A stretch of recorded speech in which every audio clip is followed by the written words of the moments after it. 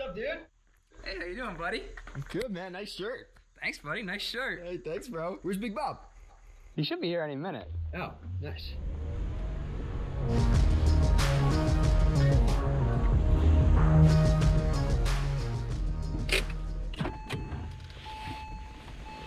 There he is. What's up, boys?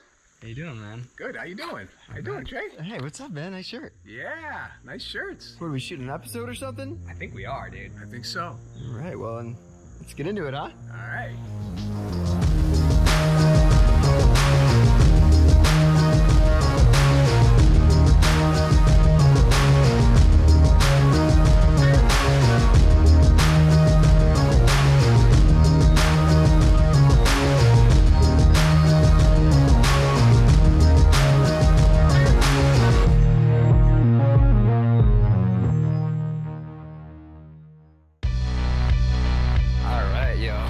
Let's get to work, man.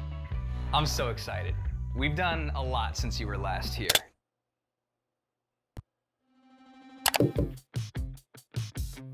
Hey guys, I just gotta say, when this man said that they got a lot done, that's not a joke. Luckily, Bobby knows what all the camera buttons do, so let's see what they've been up to.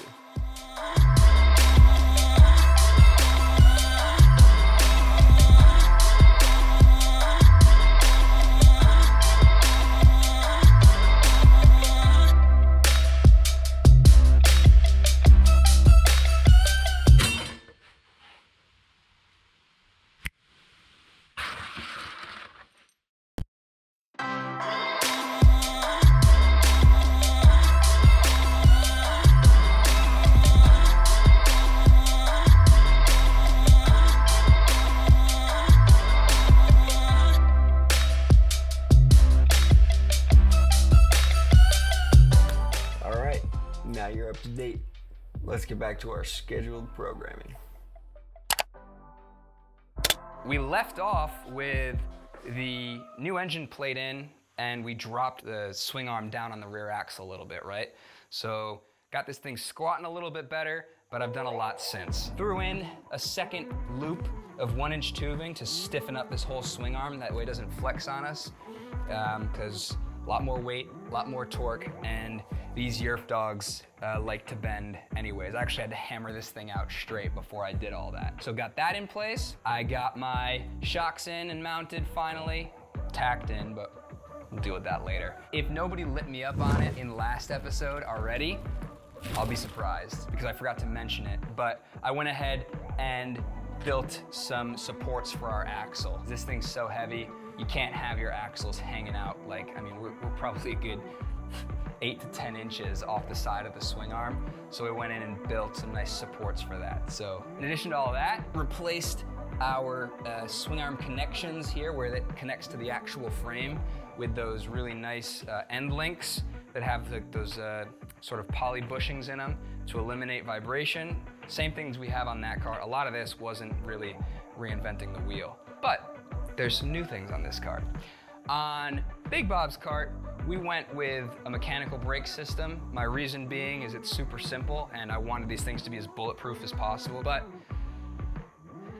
we kind of realized that that wasn't really enough braking force for how heavy and how powerful these things have become. Instead, I went ahead and got on Amazon and I picked up some hydraulic brake parts. Now, you can get straight up hydraulic brake kits for go-karts, and they'll give you fronts and rears, and they're usually up to like 100cc, 200cc, but we're running these big, giant 420s, and these carts are no joke anymore. Plus, we don't need front brakes on these because there's so little weight up front anyways, there'd be almost no braking going on up there. Sort of just a design issue of having rear engine carts, but whatever. So we stuck with just a rear brake, utilizing the same brake disc as we have on that cart, but this time I actually went out and bought, this is a brake caliper from a Yamaha Rhino 600cc UTV. That should be more than enough. It's also got a really sick built-in mechanical e-brake lever, which is gonna make my life so much easier. Because on the other one, I put in a secondary drum brake. You couldn't pull it hard enough to really stop this thing. It's like a really bad wheel chock is essentially all it amounted to. But then we've got that brake line that runs up underneath here. I gotta kind of zip tie it up into place and get everything connected. And that comes here to this is a GSXR rear brake master cylinder. And naive me, who's never had a real motorcycle, saw this online and assumed that it was gonna be something where when we pushed our pedal, it would pull the plunger out, which now in retrospect, kind of a silly thought. But I thought it was gonna pull, but it needs to be pushed. So, in order to make this cylinder work with our brake system, I had to kind of make this funky, what is this, a bass clef shaped lever? You're the musician, not me. Maybe more of a forte sign? Okay, well that's more your forte than mine. So now, when I go ahead and step on the brakes, instead of pulling on this plunger, I actually convert that and now we're pushing. So it pivots right there and that's really all that we need. And you can see here, I've kind of got it all set up. So I've got ample brake travel. I don't think we should need too much more than that. We're gonna have to put fluid in it. I have never really messed with hydraulic brakes before. I've done my own brake jobs and stuff, but that's just bleeding them. So we're gonna fill this bad boy up. I'll have you guys push me down the driveway and see if we can get this thing to stop. Oh, and I almost forgot. I don't have the engine in right now, but we pulled that governor out. So that ungoverned Predator is going right back here. I've already broken it in, ran it for a good 15 minutes the other day. So all of a sudden, man, we are getting dangerously close to being able to run this thing, which is gonna be so cool. That's dope, I'm stoked. Before we get into the brakes though, because that's gonna take some time, we also, if you remember from last time, had some work left over on Big Bob's cart. So I'll let him tell you about that. All right. So this is not as technical as what Bobby was doing, but this floor is my baby. So let me show you. Actually, last episode you guys saw we cut a template for the floor out of a piece of wood. So now, if you take a look, we've cut the floor out of the diamond plate. There's two pieces. There's the driver and the passenger. We cut it to fit. And then before we installed it, it was gonna be banging around on the metal floor. So we put a little thin bubble wrap as insulation, taped that underneath, put the floors down, and then if you look close here, Trey, we riveted the floor down. And the beauty of the bubble wrap is you're not gonna hear anything. There's no banging around. Again, not highly technical, but we think this is gonna look really sick. When this thing is painted, this is really gonna pop. So yeah, pretty happy with how this came out. Bob, what do you think? You gotta have diamond plate. Yeah, you got it. So cool, especially with the gas tank. Yeah, when it's painted, the chrome's gonna pop. The shocks, the gas tank, the floor, exhaust. I know, we keep forgetting about how nasty these things are gonna look when we actually finish them. I'm so wrapped up in the mechanicals all the time. I'm not always thinking about the final product. This thing's getting there, man. Yeah, very happy with it. Well, let's go mess with these brakes. All right, sounds good.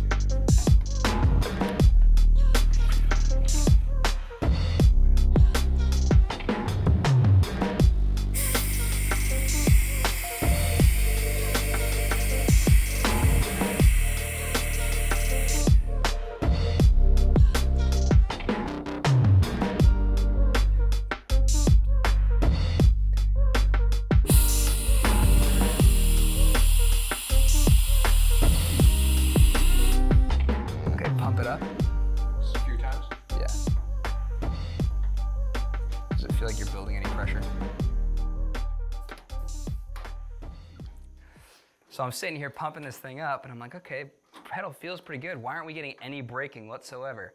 And I just remembered I didn't put a key in on the brake disc. So I'm gonna do that real quick and then we'll see if this worked or not.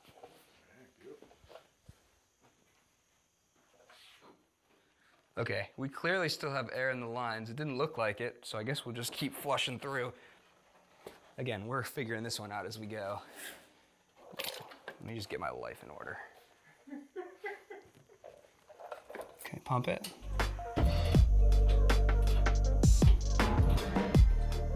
Hold it.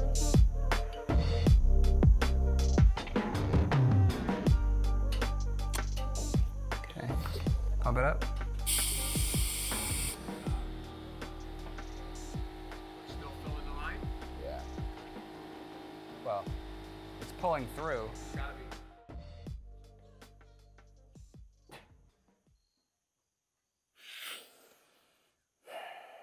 I'm dumber than I thought, Trey. What you do, man? Well, we jacked the ass end up because I was like, I mean, I'm not seeing any more air coming out. So maybe the air bubble's stuck in the middle of this sort of swagged out line that we've got. Maybe it's that. Let's jack it up and we'll try it again. And so we did that for a while. And about a moment ago, I remembered something important. And that is that not only did I not put a key in for the brake rotor on the axle, I did not put keys in for the tires. You were wondering that? I was wondering that, I swear to God. Wish you would have said something, Big Bob! All right, let me throw a key in here, and we might actually be set now. Holy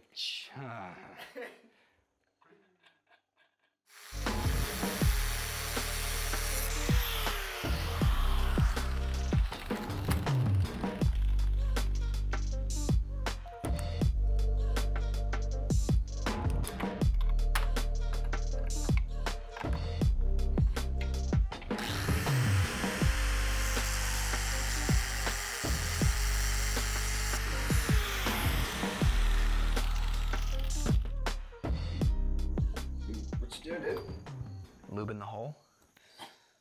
This way, when we go to take this key and wheel back off later, it's not gonna get all seized up on me like has happened in the past, so lube your holes.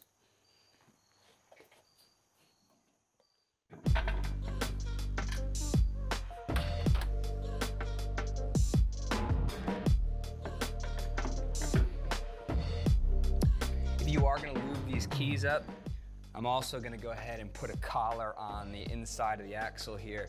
That way, the key's not going to slide out on us while we're driving around. So that's also important.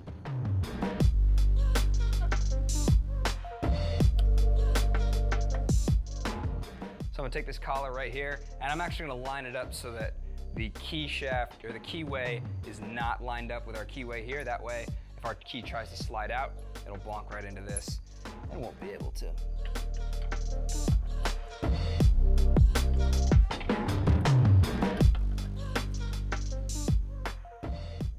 And that'll keep our key from sliding like we talked about.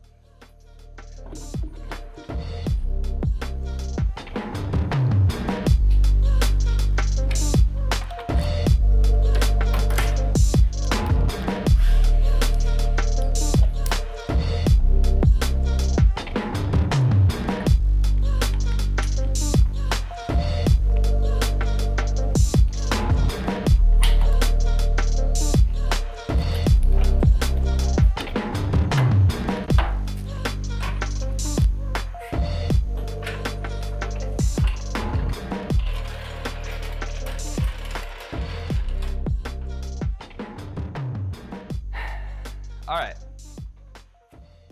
now that I'm done being stupid, let's see if this works. Dude, those are brakes. Yeah, bro. Okay, all right. We're gonna need to push this thing out and give me a real running push so I can really get a good test of it. And you gotta get in this because this feels awesome. Woo!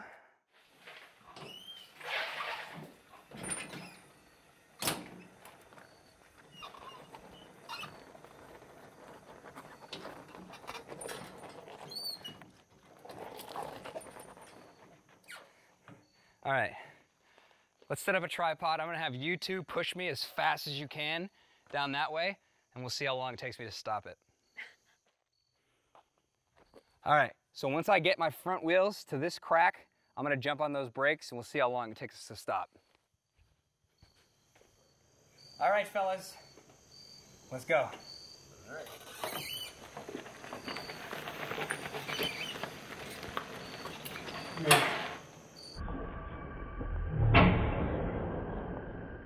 Wow. I smell rubber, dude. Wow. Not bad.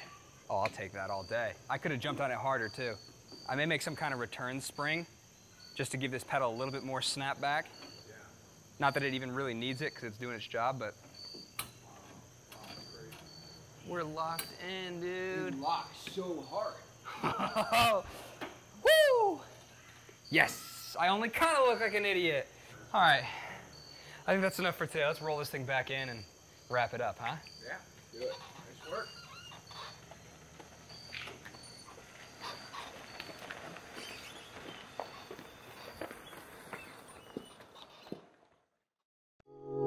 Well, it's official now. We definitely have brakes. Yeah, for sure. I'm jealous. Well, we're gonna get you set up, for sure. We're gonna replicate this exact same system over there. These carts are too heavy and too powerful to not have really good and adequate braking. No. And the system's really not that difficult. It's pretty simple. I didn't screw it up as bad as I thought I did for a little while there. No. I made the stupidest, easiest mistake. Just completely forgot that I never put keys in our axles, so we were just rolling freely in neutral. But, dude, that's sick. Yeah. And we're gonna have the e-brake built right into that same caliper. All we have to do is run another line, and then it'll just be, put the e-brake on, and it'll actually be locked up, and we'll have real brakes. We're gonna modify mine also? Yeah, same thing. It's gonna run the exact same system. Okay. So we'll just cut out the pieces I already welded in and redo it, but it's gonna be so epic. Nice. At this point, man, we're like done with the rear end of the cart. Like, wow. We just gotta put the engine into it and run the throttle cable up to the front, and then we'll be able to drive. But as tempting as it is to just get out there and drive around, I hate this old front end. Yeah. So I think that the next step on this cart is definitely gonna be chop this whole front end off and we'll rebuild it like we did yours. Very similar, almost the same thing again. We're not gonna reinvent the wheel, so. Yeah. But that's gonna be a lot of fun. Bigger tires, of course. Bigger tires, yeah, we looked at those last time, but this thing is gonna all of a sudden come to life. Yeah. It's cool just seeing it outside, man. When you guys are pushing me around, so. Yeah, I know. And your floor's in and finished. Floor is finally done. You're so blinged out, I'm man. blinged out. I'm happy with that. We'll do that on this eventually too, but that's later down the line. I think that's it for this one, unless you got anything else, Big Bob. I got nothing. All right. Let's call it.